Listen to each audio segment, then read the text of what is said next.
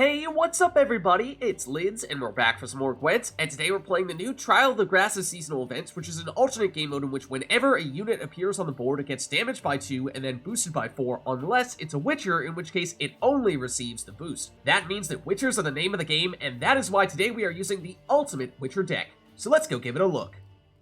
So today we'll be playing a Skellige Battle Trance deck that focuses on getting as many Witchers on the board as possible to get the maximum benefit out of this seasonal event. And that means that cards like the Bear Witcher Quartermaster that can spawn in a bunch of additional Witchers become some of, if not the best cards in the entire event. So we're going to have a couple of these guys, then an Armored Drakkar to give us a target for the self-damage. We can also get additional Witcher students out on the board using Armor Up. And we can get additional Quartermasters using our location as well. We can also create additional Quartermasters using Megascope. Or even replay a Quartermaster so that we can use its order abilities again. Just don't do all of these things in the same round, otherwise you'll run out of board space. And then finish round 1 by summoning on a bunch of other Witchers from our deck, or by boosting all the Witchers on the board, in our hand, and in our deck as well. Then in round 2 and round 3 we can use Freya's Blessing to get our Quartermasters back from our graveyard onto the board.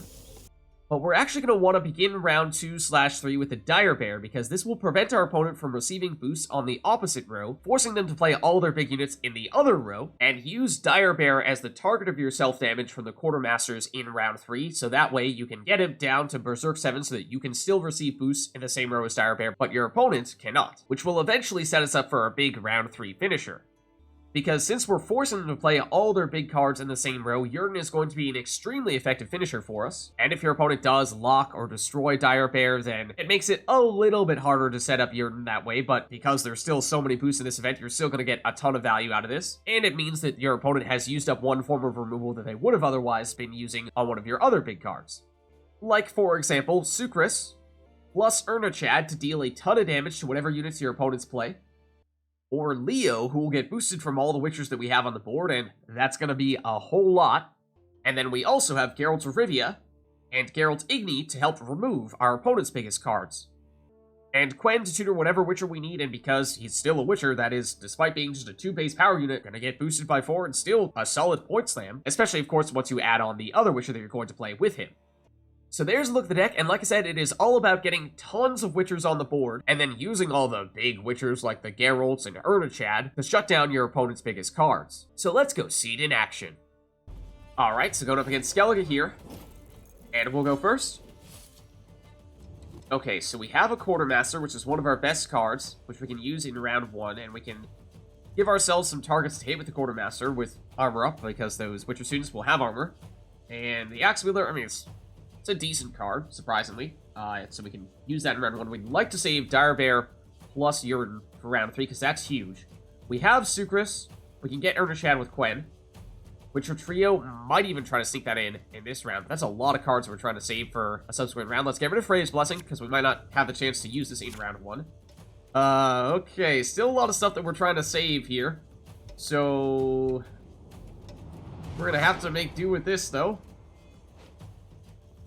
There's a bunch of good cards, but good cards that we would like to hold on to, so we might need to use one of our big finishers here. I mean, we could think Vesemir Mentor and or the Wolf School Trio is probably going to end up happening at some points here. We also don't have a great starter here. I mean, we could start with the Quartermaster and just not immediately use his order ability. That's probably what we're going for here. Ideally, we'd like to have some units down there to target first, and then as soon as we play Quartermaster, on that same turn, we can use his order. Don't think it's going to be a huge problem, though. Should still be fine. Okay, Eskel. That is obviously an engine. And an engine that we will proceed to hit. And then because these guys have armor, they're good targets for our Quartermaster to hit.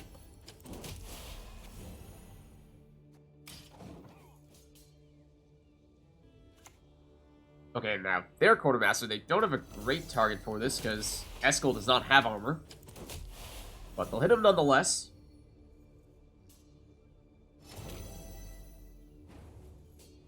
And so we can go with the Axe-wielder now. But once we've done that, things get a little tricky, because then we're starting to look at the cards that are all really big things that we would ideally like to save. And we're probably gonna have to play one of them in this round. I think we'd like to save Bear and Yrden might be our go-to for round 3. So we might be looking at Quen into something else. Maybe a base Geralt to remove Eskel, or getting Arnaghad to set up Arnaghad plus Sukrus. That might be how we finish round 1. But either way, we're getting a little ahead of ourselves here. Let's use this. And let's actually not hit Eskel, because that might be a card that we try to go on our way to actually remove altogether. If we do choose to go the base Geralt route through Quen. A Megascope to create another Quartermaster. Takes a little bit of time for them to do that, but understandable. Solid play. So now things still get a little tricky here. Because even if we do go Quen into Arnaghad, he doesn't activate until Adrenaline 4. So once we play this card, we're on 6 cards. We play Sukrus, we're on 5. So Sukrus plus Arnaghad. We still need to play one more card before we reach that important Adrenaline threshold. So I mean, we could do that proactively and then finish with something like Lambert on our next turn. Because Lambert's on deploy Adrenaline 4, so we can't... If we play him now, it does nothing. Whereas Arnaghad, you can play proactively, it does still work. So maybe we go that route.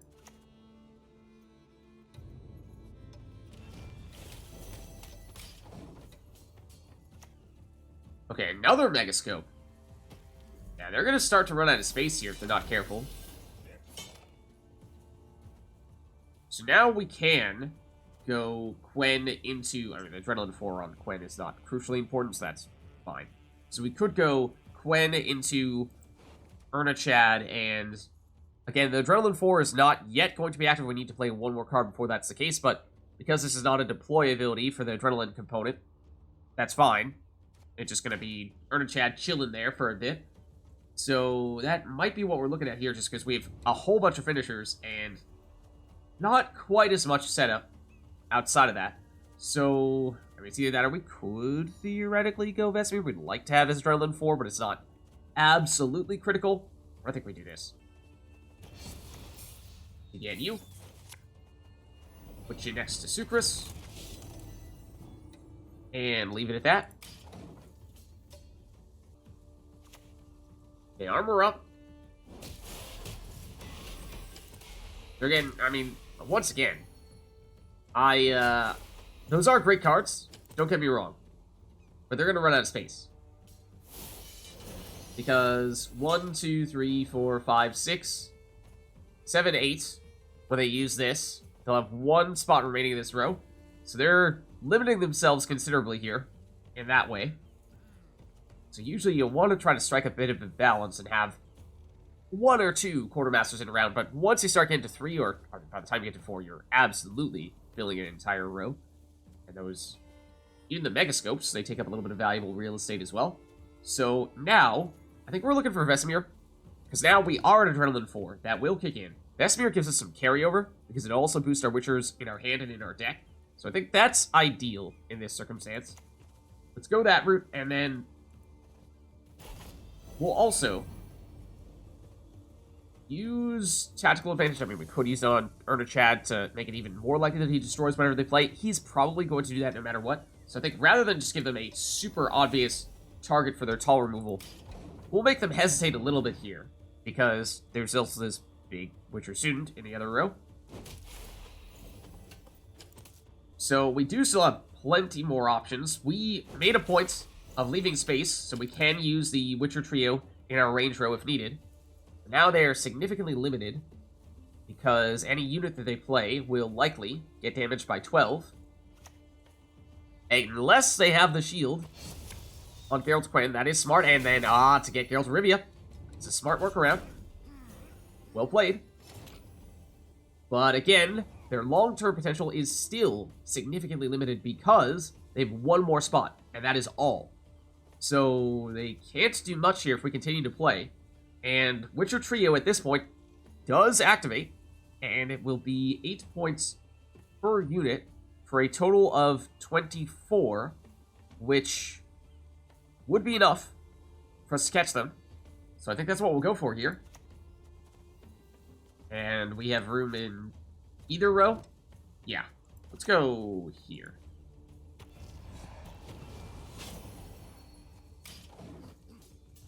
So our mid-round was really our weakness there because we had a Quartermaster, but not much else to set up. Okay, Lambert would have been great against them because they have more Witcher students than we have, but that's the last card they can play. But we have a whole bunch of finishers, so we can go with Leo, and we have 1, 2, 3, 4, 5, 6, 7, 8, 9, 10, 11 Witchers. So he's 5 plus 11 is 16, plus 4 from the event is 20. So yes, we can pass them with Leo and then still save our Dire Bear plus Yrden combo for round 3. I think that's what we go for.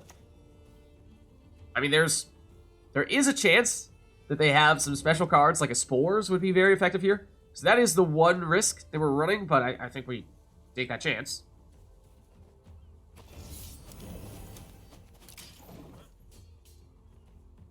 Did I do my math wrong? I might have done my math wrong, but either way, we are passing them here. And so that means we'll take the round 1 win. We'll get a little bit of boost from Eskel, but still not enough. And we still have the big combo we were trying to save up for round 3. Okay, so we can bring back one of those Quartermasters with Freya's Blessing, and we have... Is it just one in our graveyard? Might be just one. Axe-wielder is okay, but doesn't work great when combined with Dire Bear and Yrden, because we're going to reset a row with Yrden, so the damage is insignificant there, and, I mean, basically we want to target whatever is in the same row, or the opposite row of Dire Bear, because then we're still getting that value. But Teleportation is a way to replay a Quartermaster. It's not amazing. Neither is Red Haze. Okay, we only have one Quartermaster in our graveyard at the moment, though, so actually a second Freya's Blessing doesn't help us very much, so given how we played one additional card relative to them in round 1, and given how Freya's Blessing number 2 is a bit of a brick here, I think we're just dry passing.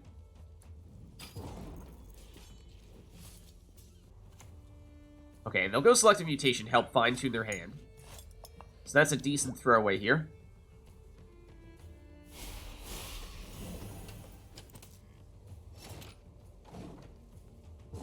And of course, that means they'll win round 2. Okay, so we draw into another Quartermaster. That's nice. And all of our Witchers that we draw into will be boosted from the Vesemir Mentor that we played previously. But still looking to probably get rid of one of these Freya's Blessings, and this Red Haze is not great. So I think we dump you. Igni could be very helpful, because they may still have their Leo. That is one thing that is a key difference between what we have remaining and what they have remaining. So having a way to get rid of him, that's big. And, okay, Teleportation is not really what I wanted to see. We're probably looking for, base Geralt. Okay, Drakkar will be a target for future Quartermaster plays. I imagine they're probably going to bring them back with Freya's Blessing. So, we don't want to damage that, because it's going to get boosted. In fact, what we would like to do... Hold on. What have they... They've already played base Geralt, so that's very nice. Because that means... it is a little bit safer, not completely safe, but a little bit safer to play Dire Bear, which we want to do as early as possible, because that means we put it in the melee row, nothing of theirs can get boosted in the melee row, and so they're not going to want to play anything big in the melee row. That's going to force them into playing all their big stuff in the range row, which is why we can use Yrden as our finisher on our last turn to reset all their big cards there, and that's going to be a huge, huge play for us. In terms of preventing us from boosting ourselves, well, that shouldn't be an issue. If we play the Quartermaster here and then use Teleportation to replay it, or get another Quartermaster out for a graveyard, and use the self-damage on this Dire Bear. Now, this is a bit of an issue. Because since we don't have base Geralt, we can't really get rid of Theory. In fact, they were smart, using their leader ability to damage her just a little bit to drop her below that 9-point threshold, so that if we had base Geralt, we still wouldn't be able to take her out. It's unlikely, but there's a chance that we'll get the chance to get rid of her with Igni, but that's a ways away, and it's definitely not guaranteed at this stage. And we still don't love using the Axe-wielder yet, because we're planning to reset this row, so any damage that we do is basically just points that were taken away from the Yrden. So we'd like to damage their melee row when they start playing cards that we actually want to damage. So now we go Quartermaster, put it in our range row, where it can still get boosted, and we hit the Dire Bear. We're going to need to hit it at least one more time in order to make it so that we can boost in our melee row, so then that becomes a big difference between them and us. We can still benefit in our melee row, they cannot. Okay, yep. Location to get more Quartermasters. They'll use that to hit their ship. Oh, no. Actually, that was, once again, that was very smart. So you would say, well, Lids, why not just get rid of this armor, get a little bit more boostage happening. Remember what we were saying about Igni? How it was theoretically possible that we might be able to get rid of Siri Dash. If they had not hit Siri Dash, we would have gotten rid of both this Quartermaster and Siri Dash with that Igni, and it would have been a huge play for us, so that was actually really smart of them. They're making a point of playing around our potential removal, and they're doing a good job at it. But now let's go Freya's Blessing. Get another Quartermaster out here. And this time, we use this, hit the Dire Bear. Now that it is on Berserk 7, we can get boosted in the melee row, so that's good. We can start playing things in our melee row. And we'll, for that reason, hit the Quartermaster now, because that is armor, and we'd like to keep the Dire Bear on exactly 7, so we still get a lot of points, but we can still get our other units boosted in that melee row. So we need to be a little bit careful here, because we're going to run into a situation somewhat similar to what they did in round 1, where we have a lot of Quartermasters that we're going to end up playing, and we might start to run low on space, because Armor Up is going to give us a lot of units on the board as well. Still don't have a great target to damage, but we're forcing them into playing all their big cards in that range row, which is the intention. Just unfortunately, not really going to have a way to deal with... Well, but if we hit Armor Up on that Bear Witcher Quartermaster, we could drop everyone to 7. That would have been a humongous Igni, removing you, and you. But, no, we don't have enough turns in which to do that, but I wish. I wish we had, been prepared to make that happen. But I think what we go for now is probably just a teleportation on one of our Quartermasters. Ideally one that's a little bit smaller, or... Yeah, because this one was in our starting hand, so it got the boost from Vesemir. And we, unfortunately, don't really have a great target for this right now, but we could hit Dire Bear again. We might wait until, well, are we going to get... We will get better stuff once we play Armor Up, so yeah. I mean, there's a non-zero chance this gets locked or destroyed. It's pretty darn unlikely. But, we'd like to have the chance to use Armor Up soon, because that gives us units that have armor, which gives us better targets for the Quartermaster self-damage. Okay, there's their Vesemir Mentor. So this becomes our Armor Up target, because we would reset all these guys, which means we're not going to benefit at all if we damage them. It's just value we're taking away from Yrden. But we're not going to burn Yrden this row, so we might as well go after you. And that's also where we have the room to get in our Witcher students. So that is preferable for that reason as well. But this is what I mean. We are low on the space. I'm actually curious. Might make sense to Yrden and then Igni, their range row. Not entirely sure how that's going to add up. But that is a question we're going to have to ask ourselves soon here. We're going to be looking to Axe-wielder on their melee row for the same reason we were saying before with our Armor Up. We don't really want to damage their range row. It's not going to help us much at all. Unless we can set up a bigger Igni, which might still be useful. So you know what? Maybe we do go for that. See if we can remove all that stuff with Igni. I mean, yes, we're going to reset it with Yrden anyway, so it's kind of... Using one first is going to take away value from the other, unless... I just want to check. What is the base power on these guys? We Yrden and then Igni? How's that going to line? Not well. That is not going to line up well. So yeah, we should probably try to Igni first. So I think we do this. I think we try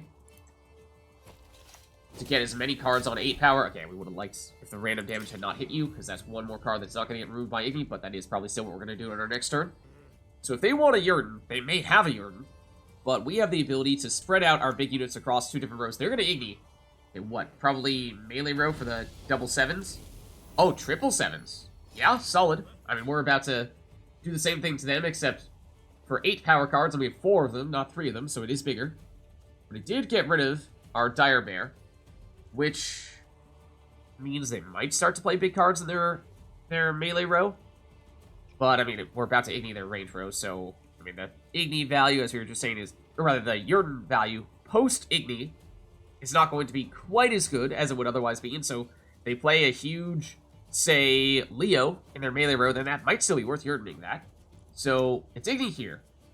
And let's go melee row, because I'm trying to split our cards across different rows wherever possible. So that is a pretty big Igni.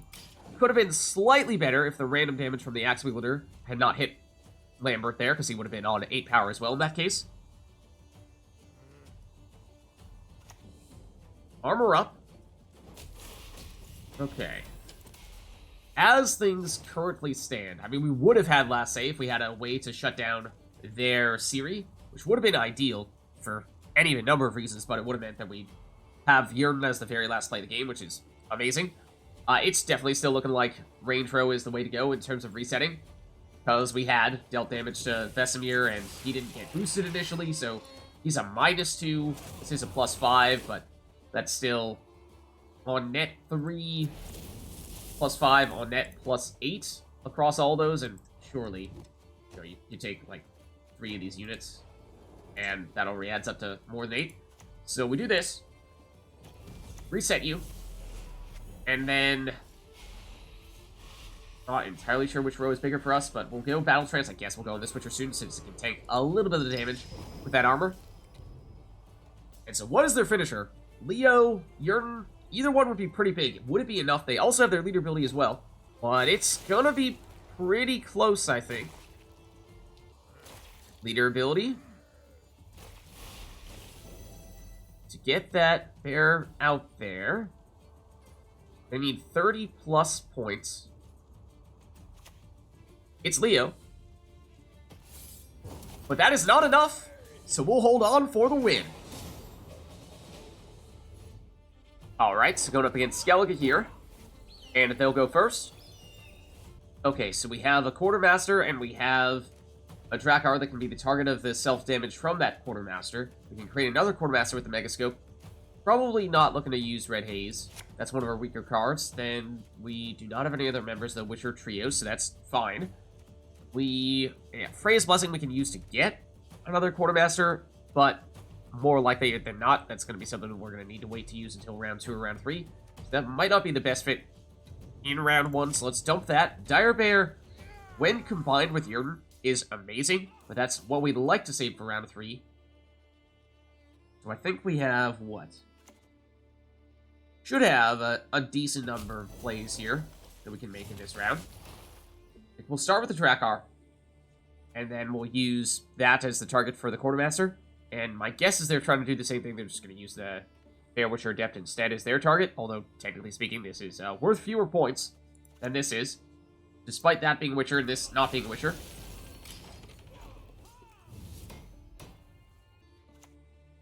There is the Quartermaster, as expected.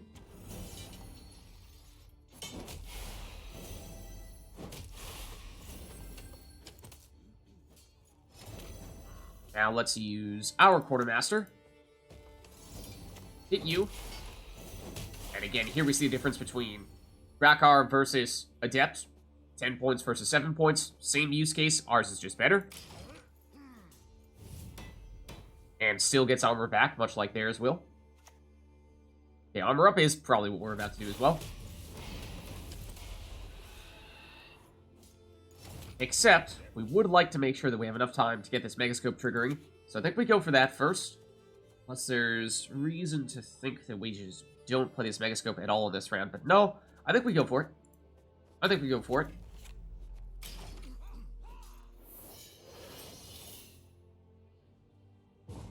No pass, wow. That is a very quick round 1. A little surprise there, basically handing it to us at this point. So in that case, we'll go armor up, and, I mean, we don't have a great target in the range row, but we probably would like to do it in the range row, just because we already have a little more room that we've used in this range row. Or rather, I should say, we are going to get another Quartermaster in the melee row, and that's going to spawn out additional Witcher suits, so that's actually going to get more crowded. So, I mean, it's not a huge deal, but yeah, I guess we can just hit you. But we're going to be pretty low on space once that happens. And that is enough, so we don't need to play anything else here. We could use the Axe-wielder just as a throwaway, but probably rather see what we draw into going into round 2 and maybe use our throwaways then instead. So that'll do.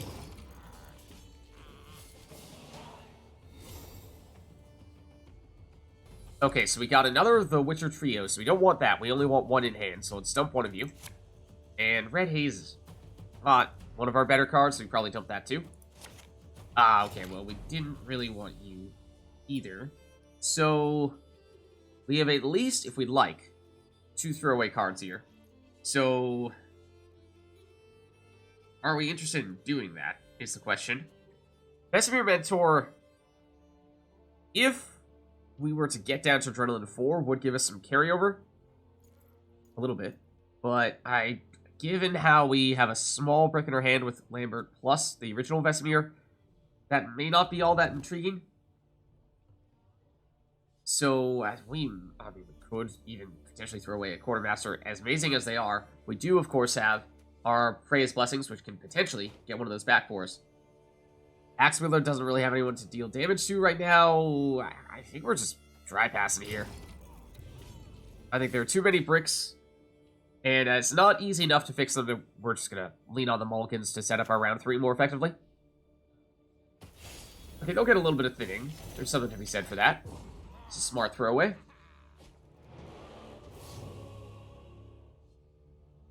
Okay, please stop giving us the Witcher trio. At this point, at least we can guarantee that we only get one of them. And since we had a bunch of extra cards in our hand, we actually get additional mulligans here. So we can guarantee that we dump them. And that is nice to see. Arnaghad plus Sukrus. And then with 2 more mulligans, we could get rid of the Axe-wielder. That could be... it's probably our weakest card here. It's surprisingly very effective in this event. But when we're looking at having both Dire Bear and Yrden, we're going to Yrden one of the rows, and the other row is not going to get boosted. I mean, we could damage what's in the other row. Thing about it is it doesn't take up that much space, which many of our alternatives do, including Quartermasters, which we could potentially get out, and obviously the Witcher trio is going to take up some room as well. So for that reason, it actually may be worth holding on to him here. Okay, they're going to go with a Drakkar, so okay, they have some as well. Fair enough. Which we actually don't want to damage, so we're definitely not going to lead off with the Axe-wielder. What we may choose to do here is, so our plan overall is Dire Bear one row to prevent the boosting. And then that forces them to play a bunch of big cards in their other row. And so we're going to Yrden that other row and cut off all those boosts. And I mean, they might try to get rid of Dire Bear quickly. We're going to try to damage that Dire Bear with the Quartermaster. This will be our self-damage target. And ideally would have one more Quartermaster to do that with, though, so that we can still boost ourselves.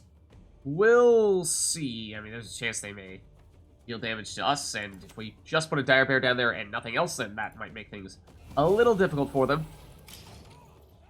If they have an armor up, because they don't have anything else to target. This is probably going to be a Quartermaster right now. But no, we scared them off with the Dire Bear, so they rage quit, and we'll take the win. So there's a look at a Skellige Bear School Witcher deck for the new Trial of the Grasses seasonal event. If you liked the video, then make sure to hit the like and subscribe button, and leave a comment down below. Let me know which other cards, archetypes, and factions you'd like us to experiment with next. Thank you all for watching, and I'll catch you next time.